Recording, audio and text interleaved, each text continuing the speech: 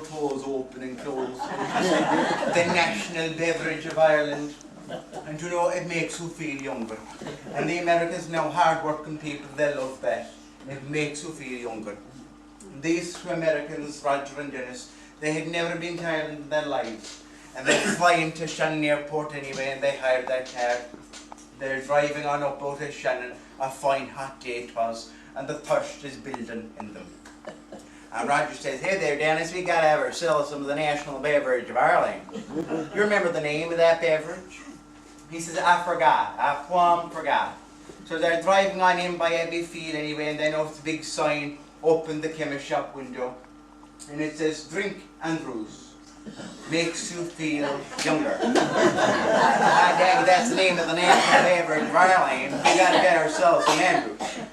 So they pull in, and they go into this tiny little pub in Abbeyfield, tiny little spot, you know. They walk up to the counter and they say, "Hey there, sir, we'd like some of the national beverage of Ireland." He said, Have you got any Andrews?" He said, Are you bound or what?" "Oh, sir, we're bound for Killarney." So he wasn't going to lose the sale, so he went in as far as the back kitchen, and he brought out the pot of Andrews in a crowd. He got 2 big gollops of Andrews, and he stirred it up in the glass, and the bubbles rising everywhere.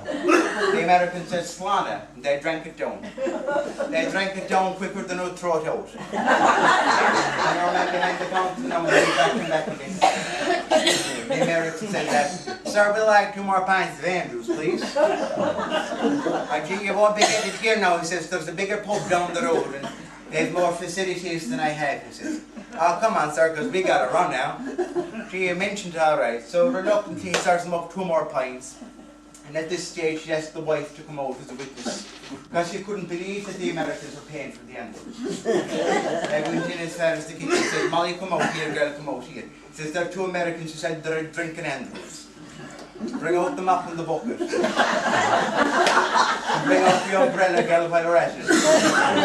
At this stage, the Americans are down behind the counter, and the Perry and Molly are down behind the counter, and the Americans are drinking the Andrews, and they have the umbrella open. They're waiting through the silence.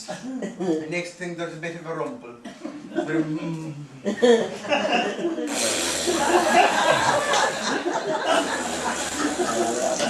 There's bottles dancing, the glasses cracking, and Penny and Molly jump up with the umbrella. One of them, the American, is standing up, the glass in his hand, and the other fellow is down on the floor and he's stuffed it. The fellow standing up and says, "Roger, buddy," he says, "do you feel any younger?" "Ah, dang it, I don't know about you, Dennis, but I just done something very childish, I think." And I fondly remember days of long ago when I was young. In my father's house we were poor but rich in love. No TV, music plenty of, and my mama hammered on melodies, and we all sang along. In my father's house when I was young. Comes a time then I am older, and my own children are rare than gone. I wonder then if they fondly remember days of long ago when they were young. In my father's house a smile will greet you at the door, a friendly word, travelers they were welcome for. And at night time neighbors rambled in, and they stayed till 12 or 1 in my father's house when I was young. Singing a song side by side, Don't know what's coming tomorrow, and maybe it's trouble and sorrow, but we travel along, sharing our own, side by side. And through all kinds of weather, what if the sky should fall, as long as we're together, sure, there's nothing really matters at all. And when they've all had their troubles and started, we'll be the same as we started, just traveling along, singing a song, side by side. Just traveling along, singing a song, side by side.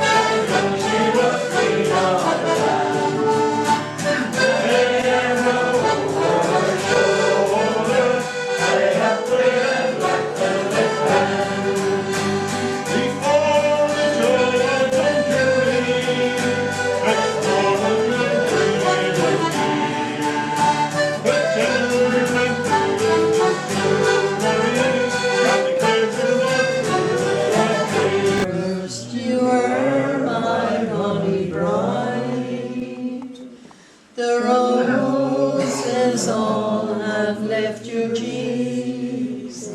I've watched them fade away, and your voice is sad whene'er you speak, and tears have filled your loving eyes.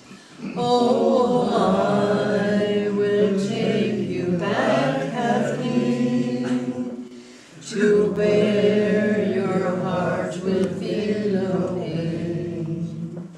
And when the fields are fresh and green, I'll take you to your home again. I know you love me, Kathleen dear. Your heart was ever fond and true. I always feel when you are near that life holds none but dear but you. The smiles that once you gave to me, I scarcely ever see them now, though many, many times shall I see a darkening shadow on your brow. $50. Next year they went to the fair and Paddy said, Pay, I'm 85 years. If I don't ride that helicopter this year, I might never get another chance. To this, Peg replied, Paddy, it's $50, and $50 is $50. The pilot overheard them and said, Folks, I'll make a deal with you. I'll take both of you up for a ride if you can stay quiet for the entire ride and not say a word. I won't charge you, but if you say one word, it's $50. They agreed and up they went. The pilot did all kinds of fancy maneuvers, but not a word. He did daredevil tricks over and over again, still not a word. When they landed, the pilot said to Paddy, "By golly, I did everything I could to get you to yell out, but you didn't. I am impressed."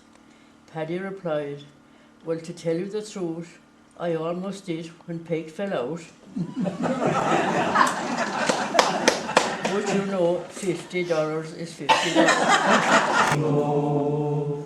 And we'll all go together to the White Mountain high, all around the blooming heather.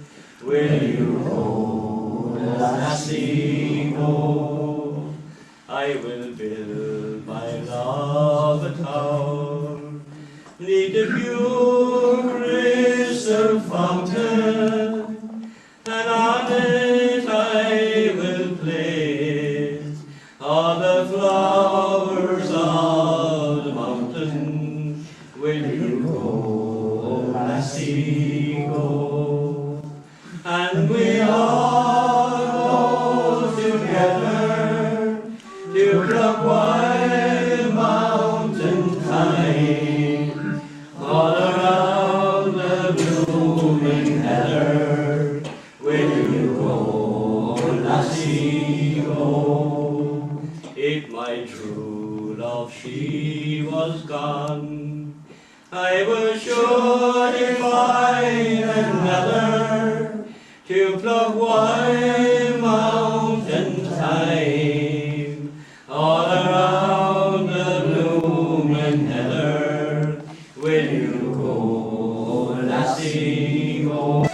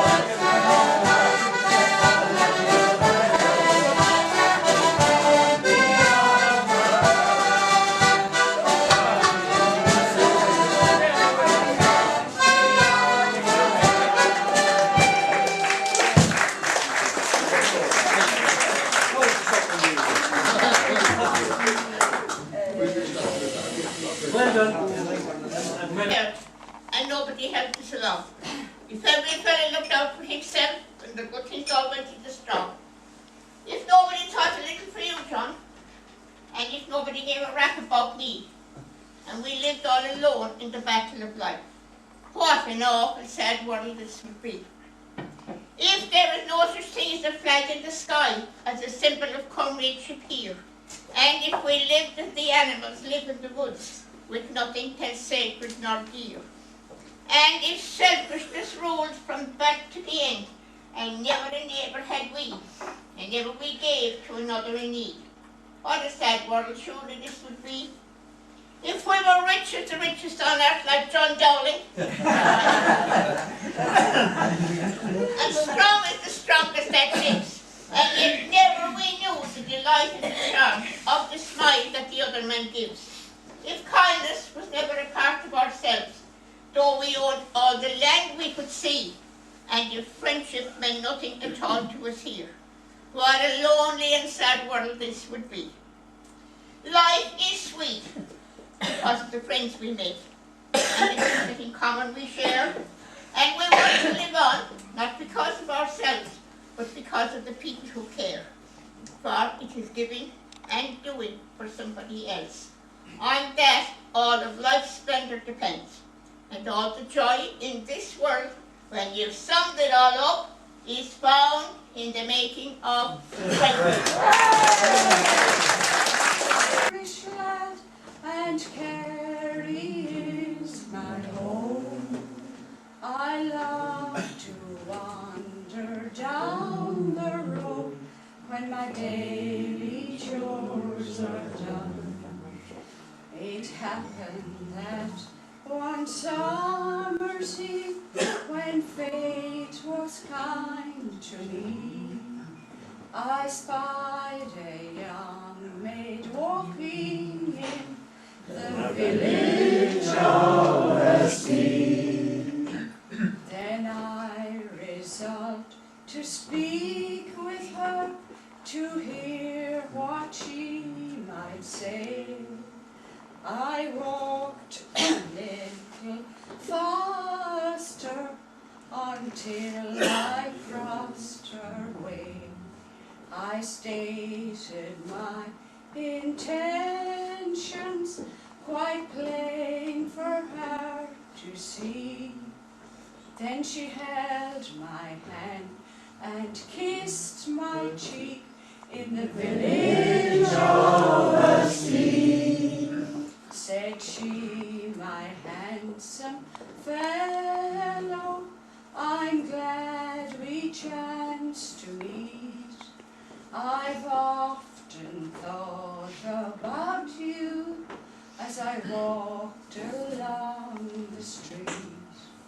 If you think I'll make you happy, then I'll gladly go your way, and we'll speak with Father Hosey and name our wedding day. The priest, he spoke of love and life, and blessed our hearts as one. He wished us every happiness until life's race is run. We walk the aisle with love's sweet smile for all the world to see. Then we headed down to Kathleen's house in the village of the sea. Where it was, that's my own Filename. I handled it with loving care. I looked it o'er and o'er. I placed it on my shoulder as I marched across the floor. My father's anger softened, he joined in my boyish fun. My son, 'tis in your blood, like that old Filename. 'Twas o'er there in Kilmallock, 'twas the hottest bite of all. And see the marks there on the wall that came from a steel ball. I hope the young lads growing now will hold the ground we won, and not disgrace the cause in which I held that valiant run. The shore are slaney, are the Shannon any day, just to talk with you, lovely lady, and to walk you around Lochray. If I under Portumna are the markets of Athlone, are the wharfs and all the money that belongs to Limerick town, I would pack them to your people if you'd let me presume, just to talk with you, lovely lady, and to be your squire in tune. Oh, Roseleaf, mate, 'tis easy for to blame the wastrel now. Ah, but who was ever able but to harrow with a plough? Not rare was I for labour, or to watch the seasons play, for dancing, sport and gambling that lost me my own Lochray. Sleepyhead, get out of bed, cheer up, the sun is red. Love me happy, I'm in love again, and I'm walking through fields of flowers. The rain may glisten, but still I listen for hours and hours. I'm just a kid again, doing what I did again, singing a song. How when the red, red robin goes bopping along. Oh yes. How when the red, red robin goes bopping along.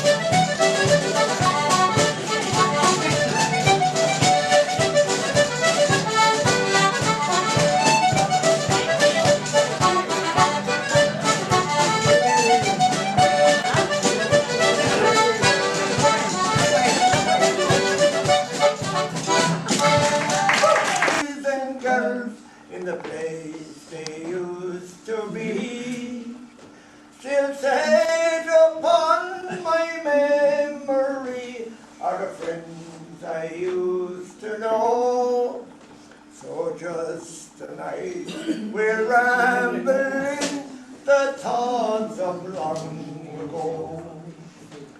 Through little lanes and meadow fair, we'll take a stroll once more, and meet those laughing boys and girls we met in days of yore. The silver woods, the moonlit nights, are the same old charm still, as the whisper of the summer's eve comes a rambling o'er the hill. I spied a damsel, she was young and handsome, her beauty barely stole my heart away. We no jewels, no costly diamonds, no weight or powder, no none at all. She wore a bonnet with a ribbon on it, and round her shoulders was a Galway shawl. We kept on walking, and she kept on talking, till her father's cottage came into view. Said she, "Come in, sir, and meet me father, and play to please him the foggy dew." I played the blackbird and the stack of barley, Rodney's glory and the foggy dew. She sang each note like an Irish linnet, and the tears stood in her eyes of blue. And I sail away from you, the dreams and plans we cherish, as we share these past few years, they're slowly being extinguished as they run down my face in tears. This heart of mine is breaking, it's pounding in my breast. Still everybody tells me, sure you know it's for the best. But today I lose my best friend, as I leave you both behind. Both you, my love, and Ireland, will be always on my mind. Behold, the corridors decorated with red, silver and gold. Fairy lights a twinkle, cribs and Christmas trees aglow. I'll have to ask Kevin, where is the mistletoe? As I walked the corridors, I admired the shining floors, full marks to Olivia and Mary and the boys for doing all their chores. The food brought from the kitchen, a choice of beef, chicken, fish or stew. If I was to judge the cooking, I'd give a 5-star rating to Siobhan and her crew.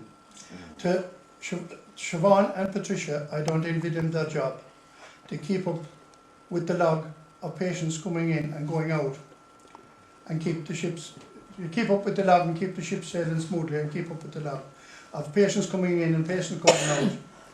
I'd like to thank you all for helping me recover. May God bless and keep you all safe forever. Colors of Europe, on fire with the hope of it all. There my father's own father stood huddled, with the tired, the hungry and scared. the turn of the century's pilgrims, bound by the dreams that they shared. They were standing in lines just like cattle, poked and prodded and shoved. Some were one step away from sweet freedom, some torn from someone they loved. Through the sprawling tower of Babel came a young man confused and alone, determined and bound for America, carrying everything that he owned. Sometimes when I look in my grandfather's emigrant eyes, I see that they reflected. I can't hold my feelings inside. As he started with nothing and working hard all of his life, don't take it for granted, the grandfather's emigrant eyes. Now he sits and he stares through the window, but his eyes are just as clear as the day that he sailed in the harbour, came ashore on the island of Tea.